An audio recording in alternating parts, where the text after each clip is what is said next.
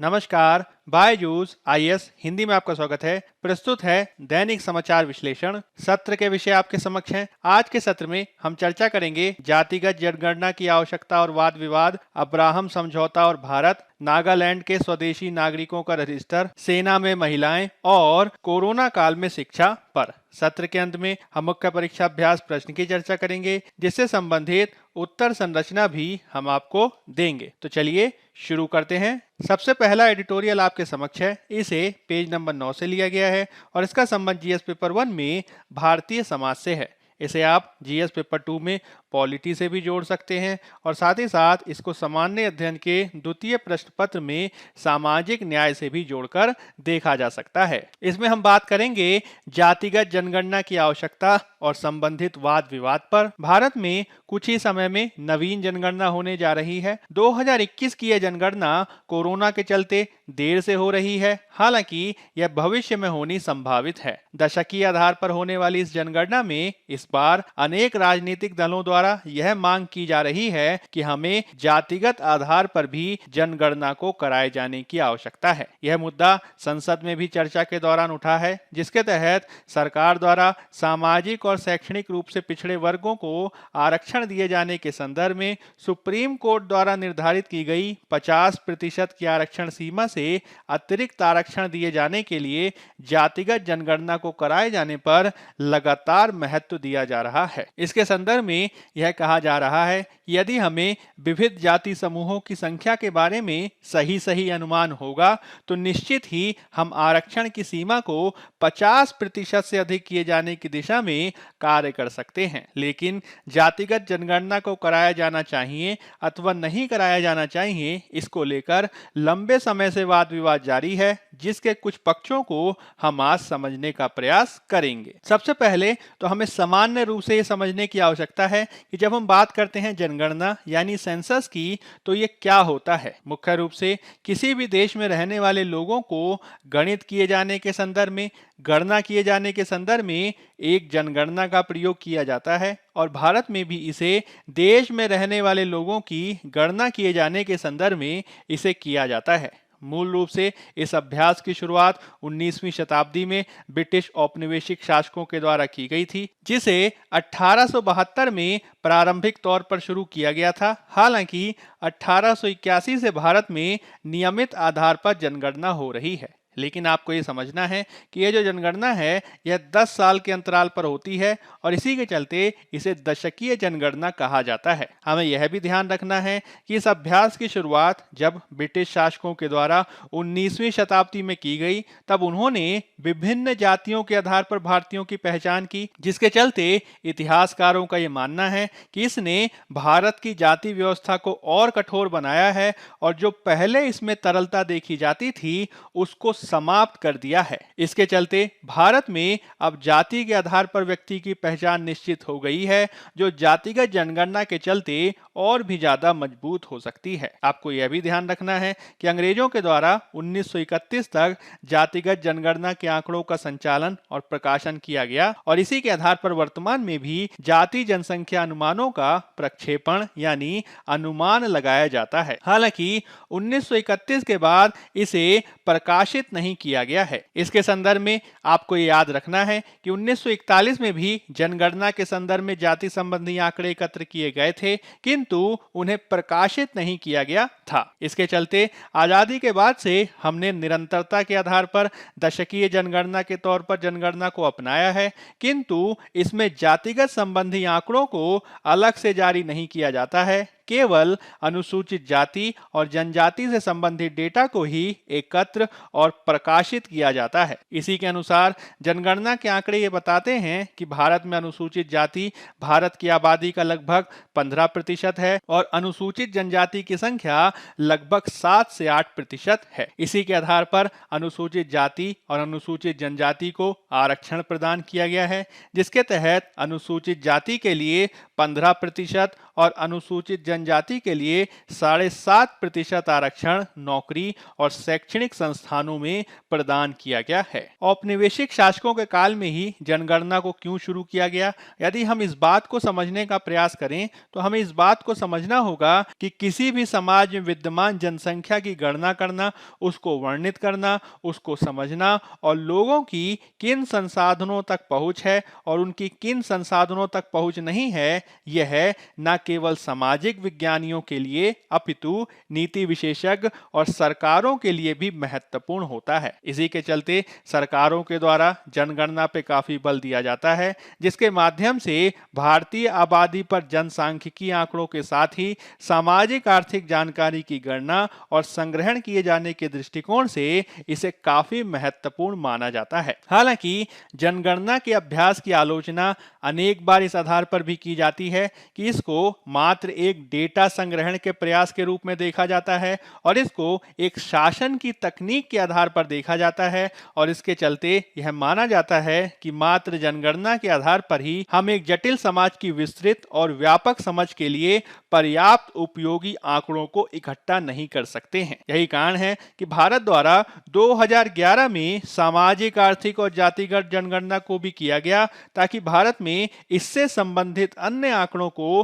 प्राप्त किया जा सके। आपको यह ध्यान रखना है कि जब हम बात करेंगे सामाजिक, आर्थिक और जातिगत जनगणना की, तो यह जातिगत जनगणना के समान है जिसका आयोजन 1931 के बाद स्वतंत्र भारत में पहली बार किया गया था। इसके माध्यम से ग्रामीण और शहरी भारत दोनों में ही प्रत्येक भारतीय परिवार का आकलन करने का प्रयास किया गया और इसके माध्यम से उन व्यक्ति और परिवारों की आर्थिक स्थिति के साथ ही उनके अभाव, वंचना आदि संकेतकों के भी ज्ञान को प्राप्त करने का प्रयास किया गया, जिसका उपयोग सरकारों के द्वारा गरीब या वंचित व्यक्ति को परिभाषित करने के लिए किया जा सकता है। इस प्रकार से जातिगत जनगणना के माध्यम से न केवल व्यक्तियों की जाति पर आंकड़े इकट्ठे किए गए, साथ ही साथ इसके माध्यम से सामाजिक आर्थिक वंचनाओं की समझ को भी बेहतर किए जाने के लिए इसका प्रयोग किया गया था। इसके माध्यम से प्रत्येक व्यक्ति से उसकी विशिष्ट जाति का नाम पूछा गया ताकि सरकार को यह पुनर्मूल्यांकन करने की अनुमति मिल सके कि कौन से जाति समूह को आर्थिक रूप से सबसे खराब और कौन से जाति समूह को आर्थिक रूप से बेहतर स्थिति में रखा जा सकता है। इस प्रकार से 2011 में यह जो सामाजिक, आर्थिक, जातिगत जनगणना कराई गई थी, उसमें व्यापक स्तर पर भारतीय समाजों में विद्यमान असमानताओं के मानचित्रण की व्यापक क्षमता देखी गई थी। इसी चर्चा के साथ ही आपको यह भी समझना जरूरी है कि जब हम बात करते हैं जनगणना और सामाजिक, आर्थिक, जातिगत जनगणना की, तो इसमें कुछ मूलभूत अंतर है जिसे हमें समझने की आवश्यकता है। सामान्य तौर पर जनगणना के माध्यम से भारतीय आबादी का एक चित्र प्रदान किया जाता है, जबकि सामाजिक, आर्थिक, जातिगत जनगणना राज्य के समर्थन के लाभार्थियों की पहचान करने का एक महत्वपूर्ण उपकरण है। इसके माध्यम से सामाजिक, आर्थिक, जातिगत जनगणना के आंकड़ों का प्रयोग करके सरकारें व्यक्तिगत लाभों को प्रदान कर सकती हैं या फिर किसी व्यक्ति को लाभ से वंचित भी कर सकती हैं। वहीं दूसरी ओर जनगणना एक गोपनीय कार्य है जो 1948 के जनगणना अधिनियम के तहत आता है और इसमें मूल रूप से व्यक्तियों के डेटा का प्रयोग नीति निर्माण में किया जाता है। जातिगत जनगणना के लाभों के संदर्भ में जो सबसे बड़ा तर्क दिया जाता है वो ये कहा जाता है कि यदि हम जातिगत जनगणना के माध्यम से प्रत्येक जाति की आबादी की सटीक संख्या को ज्ञात कर पाने में सफल होंगे तो इससे भारत में जो विभिन्न जातिगत आधारों पर आरक्षण दिया जा रहा है उसको और ज्यादा सटीक बनाया जा सकता है और भारतीय आरक्षण की व्यवस्था में सभी का समान प्रतिनिधित्व सुनिश्चित किया जा सकता है। हालांकि लाभों के साथ ही जातिगत जनगणना को लेकर अनेक चिंताएं भी देखी गई हैं जिसे हमें समझने की आवश्यकता है। हमें यह समझना होगा कि भारत में जाति एक भावनात्मक मुद्दा है और इस प्रकार से जातिगत जनगणना के राजनीतिक और सामाजिक परिणाम देखे जा सकते हैं। ऐसी चिंताएं जताई जा रही हैं कि यदि जाति की गिनती को मजबूत किया जाएगा तो इससे आगे चलकर जाति के माध्यम से जातिगत पहचान को मजबूत किया जा सकता है और उसे और भी ज्यादा सख्त बनाया जा सकता है। यही कारण है कि 2011 में सामाजिक आर्थिक जातिगत जनगणना को कराए जाने के बावजूद 10 साल होने के बाद भी इसके जातिगत संबंधी डेटा को अभी सार्वजनिक नहीं किया गया है और केवल सामाजिक आर्थिक वंचनाओं से संबंधित डेटा को ही प्रकाशित किया गया है। हमें यह भी समझना होगा कि भारत में जाति और भेदभाव को दोनों को ही एक साथ देखा जाता है, जो अक्सर आर्थिक स्थिति से भी परे हो सकता है। हम अपने दैनिक जीवन में भी इस प्रकार के उदाहरणों को लगातार देखते हैं, जिसके तहत यह देखा जाता है कि दलित उपनाम वाले व्यक्तियों के साथ भेदभाव होता है और ऐसे व्यक्तियों को नौकरी के लिए साक्षात्कार हेतु बुलाए जाने की संभावनाएं कम होती हैं। यह तब भी हो सकता है जब उनकी योग्यता उच्च जाति के उम्मीदवार से बेहतर हो। हम यह भी देखते हैं कि किस प्रकार से दलित उपनाम वाले लोगों को मकान मालिकों द्वारा किराएदारों के रूप में स्वीकार किए जाने की संभावना कम देखी जाती है और जब बात आती है विवाह के प्रश्न की तो यह तो और भी ज्यादा गंभीर रूप से देखा जाता है, क्योंकि एक पढ़े लिखे संपन्न दलित व्यक्ति से यदि उच्च जाति की महिला शादी कर ले तो अभी भी हम देश में हर दिन परिवारों के बीच हिंसक प्रतिरोध को देख सकते हैं। इन्हीं सभी आपत्तियों के साथ ही सरकारों के द्वारा जातिगत जनगणना क्यों नहीं कराई जाती है, इसको लेकर हम राजनीतिक समस्या को भी समझने का प्रयास कर सकते हैं। यह मुख्य रूप से राजनीतिक रूप से एक इमोटिव यानी भावनात्मक मुद्दा है। विशेष रूप से इसे 1990 के दशक के बाद सबसे ज्यादा महत्वपूर्ण रूप से उठाया गया, जब केंद्र में वीपी सिंह सरकार के द्वारा 1990 में अन्य पिछड़ा वर्ग यानी ओबीसी के लिए आरक्षण प्रदान करने हेतु मंडल आयोग की सिफारिश को लागू कर दिया गया था। मंडल आयोग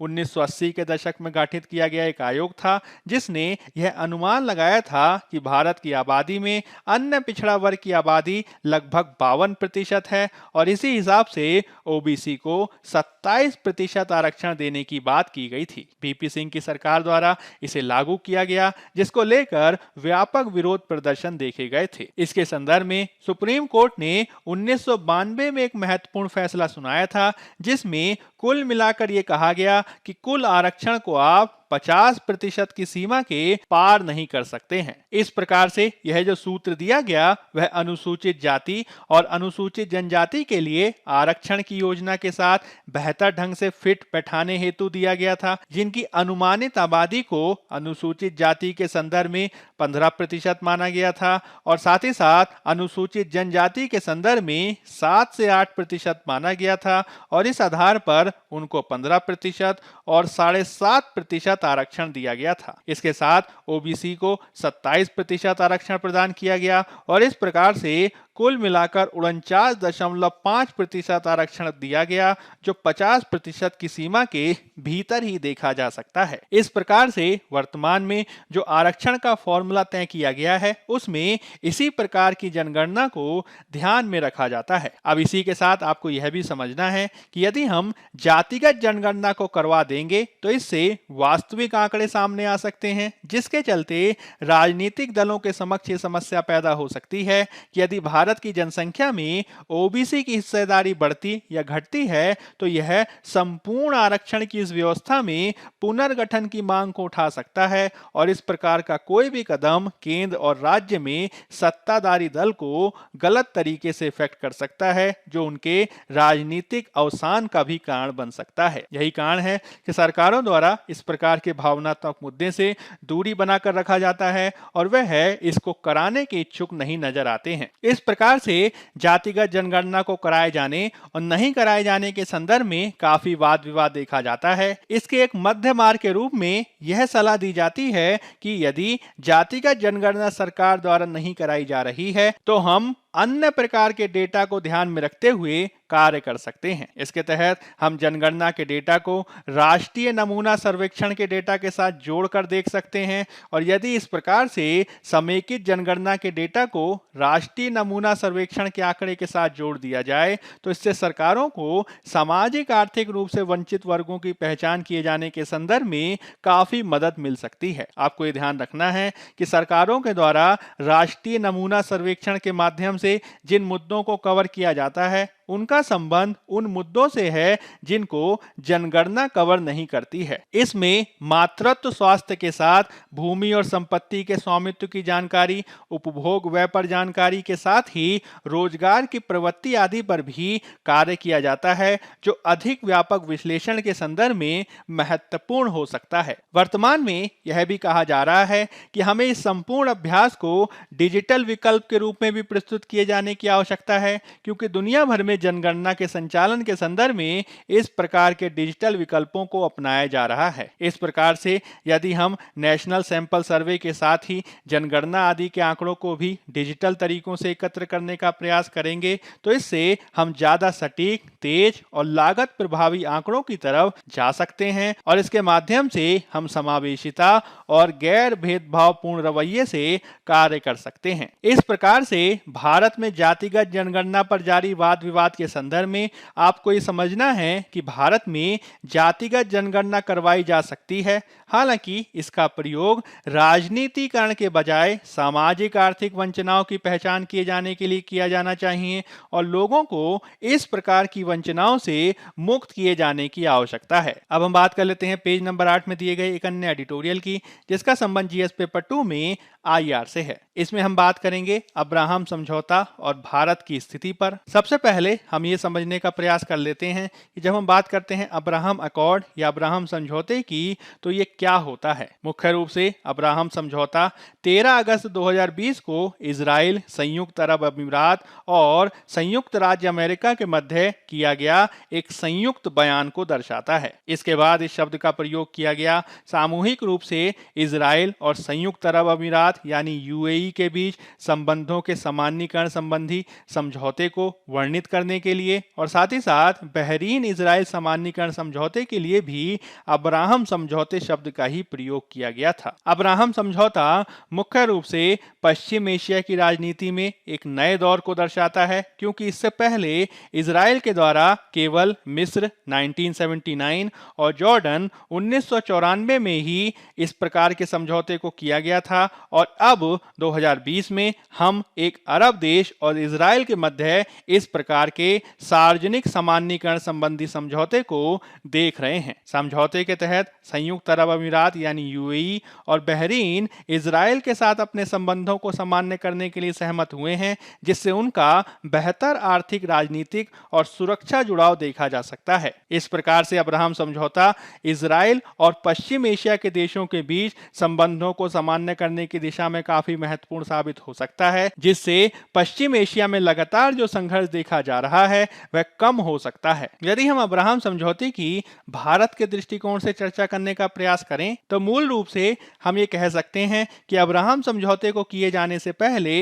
भारत द्वारा इजराइल और पश्चिम एशिया के देशों दोनों के साथ ही संबंधों की स्थापना की जा रही थी, किंतु इजराइल और पश्चिम एशिया के देशों के मध्य दुश्मनी होने के चलते भारत दोनों के साथ अपने संबंधों को संतुलित किए जाने की दिशा में काफी समस्याओं का सामना कर रहा था। अब जब इस प्रकार का समझौता देखा गया है तो इससे भारत पश्चिम एशिया में इजराइल के साथ ही यूएई आदि देशों के साथ भी अपने संबंधों को सुधारने की दिशा में काफी बेहतर प्रयास कर सकता है और इस प्रकार से भारत पश्चिम एशिया में अपने रक्षा संबंधों आदि को भी बढ़ावा दे सकता है। हाल ही में ऐसा होता देखा भी गया है, जिसके चलते भारत के रक्षा सैन्य प्रमुखों के द्वारा सऊदी अरब, यूएई आदि की यात्रा की गई है और रक्षा संबंधों को बढ़ावा दिए जाने की दिशा में काफी प्रयासों को किया भी गया है। आपको यह भी ध्यान रखना है कि भारत के लिए पश्चिम एशिया विशेष रूप से ऊर्जा आवश्यकताओं के दृष्टिकोण से काफी महत्वपूर्ण है, क्योंकि भारत लगभग 80% तेल आवश्यकताओं को आयात से ही पूरा करता है और इनमें से अधिकांश की पूर्ति पश्चिम एशिया से ही होती है। इस प्रकार से पश्चिम एशिया में होने वाले किसी भी प्रकार के तनाव और किसी भी प्रकार के संबंधों की बेहतरी का प्रभाव सीधे सीधे भारत के हितों पर पड़ता है, जिसके चलते पश्चिम एशिया भारत के लिए काफी महत्वपूर्ण हो जाता है। भारत द्वारा हाल के वर्षों में मुख्य रूप से फारस की खाड़ी, ओमान की खाड़ी के साथ ही अन्य अरब सागर महासागर के क्षेत्रों में शांति व्यवस्था को बढ़ावा देने के लिए कार्य किया गया है। विशेष रूप से इस क्षेत्र में भारत ये सुनिश्चित करना चाहता है कि जो यहाँ पर सी लेन्स ऑफ कम्युनिकेशन है, यानी सामुद्रिक मार्ग हैं, उनको विविध प्रकार के खतरों से बचाया जा सके। और इसके लिए भारत ने निकटवर्ती तटवर्ती देशों के साथ अपने संबंधों, विशेष रूप से रक्षा संबंधों को बढ़ावा दिए जाने की दिशा में काफी प्रयासों को किया है। इसमें भारत ने सऊदी अरब, ओमान, यूएई आदि के साथ संबंध काफी बेहतर तरीके से आगे बढ़ाए हैं, जिसमें हाल में ही ओमान का दुक्म बंदरगाह सबसे ज्यादा महत्वपूर्ण है। आपको इसकी लोकेशन याद रखनी है, क्योंकि ओमान के द्वारा भारत को यह अनुमति दी गई है कि भारत दुक्म बंदरगाह का प्रयोग कर सकता है और यहाँ पे भारत को नौसेना के साथ पहुंच की अनुमति दी गई है। यह मुख्य रूप से ओमान की राजधानी मस्कट से लगभग 550 किलोमीटर दक्षिण में स्थित है और इस बंदरगाह को हिंद महासागर में सबसे गहरे समुद्रिक बंदरगाह के रूप में जाना जाता है। इसके माध्यम से भारत न केवल यहाँ पर एक एकीकृत प्रकार के पर्यटन परिसर परियोजना लिटिल इंडिया को विकसित करने के लिए कार्यरत है, साथ ही साथ दुक्म बंदरगाह के माध्यम से भारत सोमालिया पायरेट्स के माध्यम से होने वाले खतरों के दमन के लिए भी कार्य कर सकता है। भारत ने इसके साथ ही कोशिश यह भी की है कि भारत सऊदी अरब के साथ भी अपने संबंधों को बेहतर बना सके, क्योंकि भारत की तेल आवश्यकताओं को पूरे किए जाने के दृष्टिकोण से सऊदी अरब का भी काफी महत्वपूर्ण स्थान है। आपको ये ध्यान रखना है कि यूं तो सऊदी अरब ने अब्राहम समझौते पर हस्ताक्षर नहीं किए हैं, किंतु उसके द्वारा इसका विरोध भी नहीं किया गया है, जिसके चलते यह काफी महत्वपूर्ण हो जाता है। आपको यह भी ध्यान रखना है कि तेल आवश्यकताओं की पूर्ति करने के लिए भारत इराक से भी अपने संबंधों को बेहतर बना रहा है, जो भारत के सद्दाम हुसैन के काल से ही बेहतर संबंधों को दर्शाता है। पश्चिम एशिया के दूसरे देशों के समान ही भारत की पश्चिम एशिया की नीति के संदर्भ में ईरान की भी महत्ता है और विशेष रूप से अफगानिस्तान में तालिबान के शासन की स्थापना के बाद तो ईरान से संबंधों को बेहतर किया जाना काफी महत्वपूर्ण हो गया है। भारत के लिए जो ईरान का महत्व है वह है मध्य एशिया में पहुंच के साथ ही अन्य प्रकार के कनेक्टिविटी प्रोजेक्ट के संदर्भ में काफी महत्वपूर्ण है, जिसमें चाबहार बंदरगाह का आप नाम ले सकते हैं और चाबहार जाहेदान रेल प्रोजेक्ट भी इस दिशा में काफी महत्वपूर्ण है। यही कारण है कि भारत द्वारा ईरान से अपने संबंधों को बेहतर बनाने के लिए भारत के रक्षा मंत्री, विदेश मंत्री द्वारा कार्य किया गया है, जो ईरान से और संबंधों को बेहतर बना सकता है। हालांकि ईरान पर लगे हुए अमेरिकी प्रतिबंधों के चलते भारत के समक्ष चुनौतियां बढ़ी हैं, किंतु भारत लगातार कोशिश कर रहा है कि इसका निवारण किया जा सके और मुख्य रूप से नवीन ईरानी राष्ट्रपति के चयन के पश्चात तो इस दिशा में काफी प्रयासों को किया गया है। हाल के वर्षों में जिस प्रकार से पश्चिम एशिया में एक नवीन प्रकार का शक्ति संघर्ष देखा गया है, जिसमें ईरान और सऊदी अरब द्वारा अपने क्षेत्र पर कब्जा किए जाने के लिए जिस प्रकार से कार्य किया जा रहा है, उसके चलते भारत ने अपने संबंधों को विविधता दिए जाने के दृष्टिकोण से कार्य किया है, जिसके चलते भारत अपनी ऊर्जा आवश्यकताओं की पूर्ति किए जाने के साथ ही अन्य अनेक क्षेत्रों में भी संबंधों को बढ़ावा दिए जाने की दिशा में कार्य कर रहा है। और भारत द्वारा लगातार ये कोशिश की गई है कि हम रणनीतिक स्वायत्तता के आधार पर कार्य करें, ताकि किसी भी प्रकार के दबाव से बचते हुए सभी देशों के साथ स्वतंत्रता पूर्वक संबंधों की स्थापना किए जाने की दिशा में प्रयासों को किया जा सके। मुख्य रूप से अब्राहम समझौते के हस्ताक्षर होने के बाद तो इसमें और प्रगाढ़ता आ सकती है, जिसको और बेहतर किए जाने की आवश्यकता है। अब हम बात कर लेते हैं पेज नंबर 1 में दिए गए एक आलेख की, जिसका संबंध जीएस पेपर 3 में आंतरिक सुरक्षा से है। इसमें हम बात करेंगे नागालैंड के स्वदेशी निवासियों के रजिस्टर की, जिसे register of indigenous inhabitants of Nagaland यानी रिन के रूप में भी जाना जाता है। जब भी हम बात करते हैं नागालैंड के स्वदेशी निवासियों के रजिस्टर यानी रिन की, तो यह नागालैंड सरकार के द्वारा 2019 में नकली स्वदेशी निवासियों के प्रमाण पत्र को रोकने के उद्देश्य से नागालैंड के स्वदेशी निवासियों का एक रजिस्टर स्थापित करने का एक प्रोजेक्ट था, जिसके माध्यम से नागालैंड राज्य के सभी मूल निवासियों की एक मास्टर लिस्ट तय की जानी थी। इसको एक व्यापक सर्वेक्षण के आधार पर किया जाना था, जिसे जिला प्रशासन आदि की देखरेख में ग्रामीण और शहरी क्षेत्र दोनों में ही किया जाना था। इस प्रकार की तैयारी को 10 जुलाई 2019 से शुरू किया जाना था और 60 दिन के भीतर इसे पूर्ण किए जाने की योजना को बनाया गया था। इसके तहत अधिसूचना के प्रकाशन की तारीख से 7 दिन के भीतर ही सर्वेक्षणों की नामित टीमें गठित की जानी थी और उसके बाद इन टीमों को प्रत्येक गांव और वार्ड में भेजकर प्रत्येक परिवार के मूल निवास, वर्तमान निवास के साथ ही संबंधित आधार आदि को भी नोट करने का लक्ष्य रखा गया था। इस प्रकार से एक लिस्ट को बनाया जाना प्रस्तावित था और यदि कोई व्यक्ति इसके संदर्भ में दावा करता था तो प्रतिवादियों को अधिकारियों के समक्ष अपने पक्ष को रखने का भी अवसर दिया जाना था। इस पर एक फैसला किया जाएगा जिसके तहत संबंधित उपायुक्त आधिकारिक रिकॉर्ड और पेश किए गए सबूतों के आधार पर दावों और आपत्तियों पर फैसला करेंगे और इस तरीके से संपूर्ण प्रक्रिया को 10 दिसंबर 2019 से पूर्ण कर लिया जाना था। इसके माध्यम से जितने भी स्वदेशी निवासी हैं उनको एक विशिष्ट आईडी दिए जाने का प्रावधान था और जो अंतिम सूची बनाई जाएगी उसको राज्य डेटा सेंटर में संग्रहित करने के साथ ही राज्य के सभी मूल निवासियों को एक बार कोडेड और क्रमांकित स्वदेशी निवासी प्रमाण पत्र जारी किए जाने की योजना को बनाया गया था। इस पूरी प्रक्रिया को नागालैंड में आयोजित किया जाना था और इसे इनर लाइन परमिट की ऑनलाइन प्रणाली के रूप में देखा जा रहा था जो पहले ही नागालैंड में लागू है। जब हम बात करते हैं इनर लाइन परमिट की, जिसे अंग्रेजी में ILP कहा जाता है, तो मुख्य रूप से यह एक आधिकारिक यात्रा दस्तावेज है जो कुछ संरक्षित राज्यों के बाहर रहने वाले भारतीय नागरिकों द्वारा प्रवेश करते समय आवश्यक होता है। यानी कुछ ऐसे संरक्षित क्षेत्र हैं जहां पर बाहरी व्यक्ति यदि प्रवेश करेगा तो उसे इनर लाइन परमिट की आवश्यकता बनाई गई थी। इसके तहत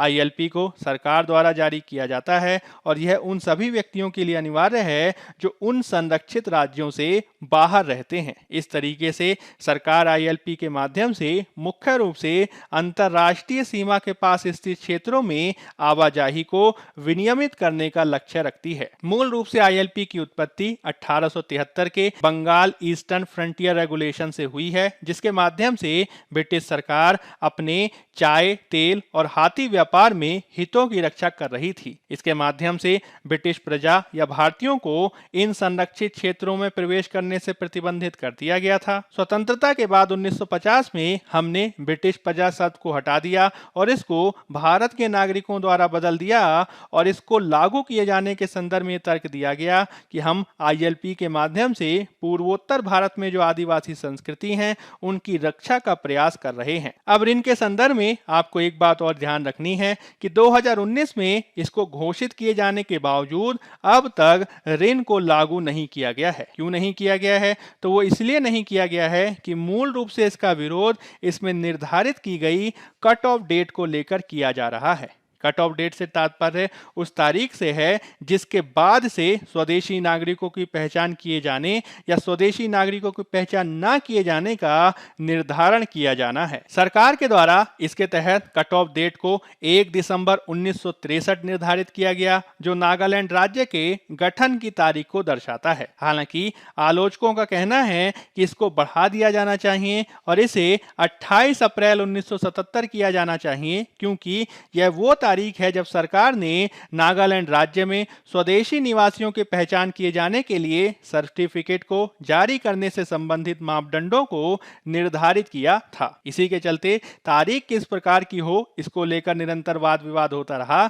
जिसके चलते अब तक इसे नहीं किया जा सका है। खबरों के अनुसार अब नागालैंड के मुख्यमंत्री के द्वारा इसको लेकर जो आशंकाएं हैं उनको स्पष्ट कर दिया गया है। नागालैंड के मुख्यमंत्री का मानना है कि ऋण के माध्यम से भारत के निवासियों के अधिकारों का उल्लंघन नहीं किया जाएगा और यदि नागालैंड ऋण पर किसी भी प्रकार का फैसला लेता है तो इसको पर्याप्त सोच विचार कर ही लिया जाएगा और कोशिश की जाएगी कि इसमें सभी समुदायों के हितों का ध्यान में रखा जा सके और तब ही अंतिम रूप से फैसला लिए जाने की अपेक्षा है। अब हम बात कर लेते हैं पेज नंबर 8 में दिए गए एक अन्य एडिटोरियल की, जिसका संबंध GS पेपर 1 में सोसाइटी से है। इसमें हम बात करेंगे सेना में महिलाओं पर। हाल ही में महिलाओं को सेना में भर्ती किए जाने के संदर्भ में एक महत्वपूर्ण निर्णय लिया गया है, जिसके तहत अब महिलाओं को भी नेशनल डिफेंस एकेडमी यानी NDA के एग्जाम में बैठने की अनुमति दे दी गई है। आपको ये ध्यान रखना है कि इससे पहले सुप्रीम कोर्ट के द्वारा फरवरी 2020 के एक फैसले में सरकार से कहा गया था कि वे सेना में महिलाओं को परमानेंट कमीशन दिए जाने के लिए कार्य करें ताकि महिलाओं की सेना में स्थायी भर्ती को सुनिश्चित किया जा सके। सुप्रीम कोर्ट द्वारा यह जो निर्देश दिया गया था वह भारतीय संवैधानिक अधिकारों के आधार पर दिया गया था, जिसके तहत पुरुषों और महिलाओं में समानता के अधिकार को सुनिश्चित किए जाने के लिए संविधान के अनुच्छेद 14, 15, 16 और 19 को लागू किए जाने के संदर्भ में इस निर्देश को दिया गया था। हाल ही में भारतीय प्रधानमंत्री द्वारा भी स्वतंत्रता दिवस के अवसर पर यह घोषणा की गई कि अब बालिकाओं को भी सैनिक स्कूलों में भर्ती किया जा सकेगा, जो एक स्वागत योग्य कदम है और सेना में महिलाओं को प्रतिनिधित्व को बढ़ाए जाने के संदर्भ में ये एक महत्वपूर्ण निर्णय हो सकता है। अब हम बात कर लेते हैं पेज नंबर 9 में दिए गए एक अन्य एडिटोरियल की, जिसका संबंध जीएस पेपर 2 में एजुकेशन यानी शिक्षा से है। इसमें हम बात करेंगे कोरोना काल में शिक्षा पर। हाल ही में डेनमार्क के लीगो फाउंडेशन के द्वारा एक अध्ययन कराया गया है